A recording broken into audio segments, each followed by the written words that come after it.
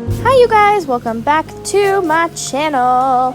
I am doing a little tea party for my friends and I, and so I figured I'd kind of take you guys along the ride of some prep work that I did for the tea party, let you guys know some of the sandwiches I built and some of the desserts that I made. So this is going to be part 1 of 2, so let's get into making some sandwiches.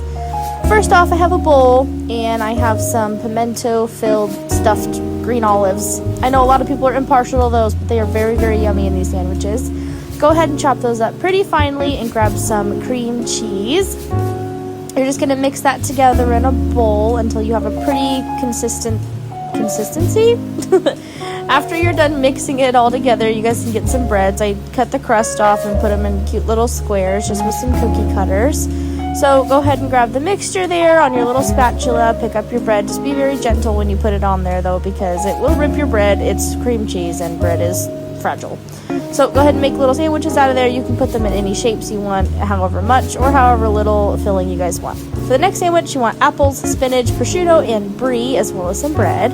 So I just have some whole wheat bread here. I'm going to go ahead and cut the crusts off of these. I'm going to leave it as just the crust. I'm not going to put these ones in any sort of fancy shape. You'll see at the end here that I actually do end up cutting them diagonally, just so it's a lot easier just to have smaller sandwiches. Tea parties call for little tea sandwiches. I don't know why, they just do. So I have a crap ton of bread through it. There we go.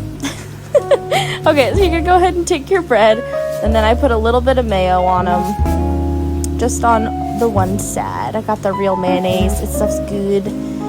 All right, so go ahead and spread that around with a butter knife real quick, and then you're gonna go ahead and get your next ingredients out.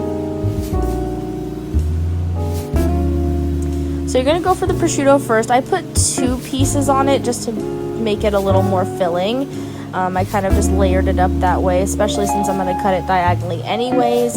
Prosciutto is very subtle of a taste, so it's really good like that. So I cut these apples up super thin, and I just kind of put a little layer on there. Helps with the texture of the sandwich, adds a little sweetness. It's really, really good.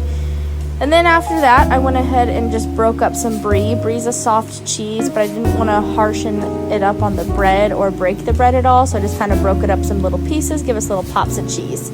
Then I put some spinach on top, and then I'll end up topping the bread and then cutting it in a diagonal form.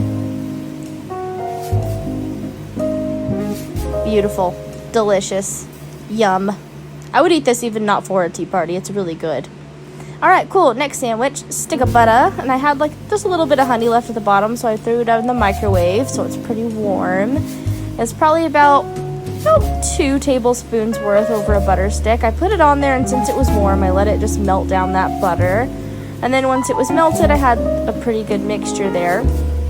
I got these cute little buns at Fred Meyer, I believe. Love them. Super cute, and they're actually really, really soft. So open that up, and now that I have this wonderful honey butter here, I'm just gonna go ahead and start spreading it on there just to make kind of some sweeter bread.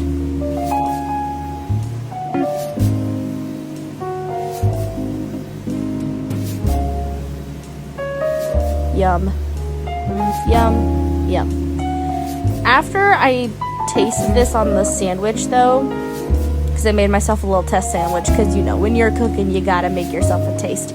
That butter really, really reminds me of the honey butter you can get at like Texas Roadhouse. So I put that into a bowl and set that aside for later because I'm actually making biscuits. So I add some cinnamon to that because yes, just like Texas Roadhouse cinnamon butter. Go ahead and mix that in there. It's exactly what it's going to taste like. I put, don't mind me moving the napkin, had to find a spoon, but mix that stuff all together, put it in the fridge, and then I'm making biscuits for the morning as well. So this will just be like a nice honey butter to put on top of those biscuits in the morning, as well as some jam.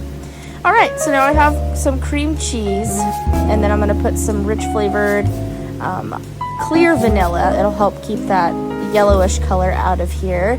And then I put some sugar in there. One thing you have to know about me, I don't do a lot of measuring, so if I ever give you guys measurements, it's very rare. I never measure anything. All my recipes turn out different all the time, but they're basically the same. Anyway, go ahead and mix this all together. This is essentially like a no-bake cheesecake. So pull out those honey butter breads again, And we're gonna spread out this no-bake cheesecake on there because cheesecake sandwiches, why the heck not? Yum!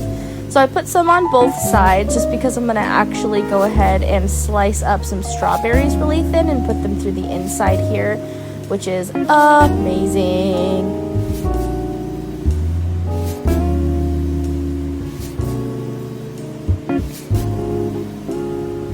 Yum, strawberries.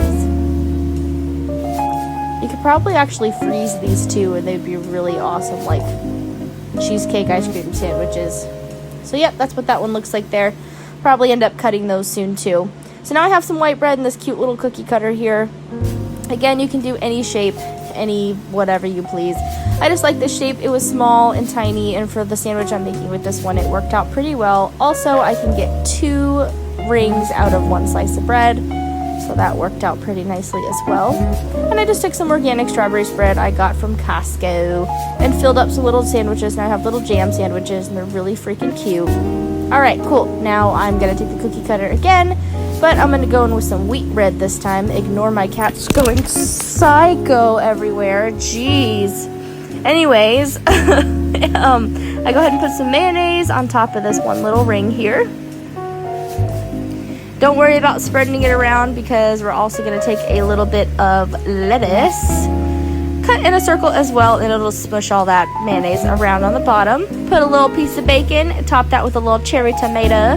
Go ahead and get one of those cute little party skewer stick toothpicks, question mark. Try not to lose your tomato like I did because, good lord, hold that thing in place.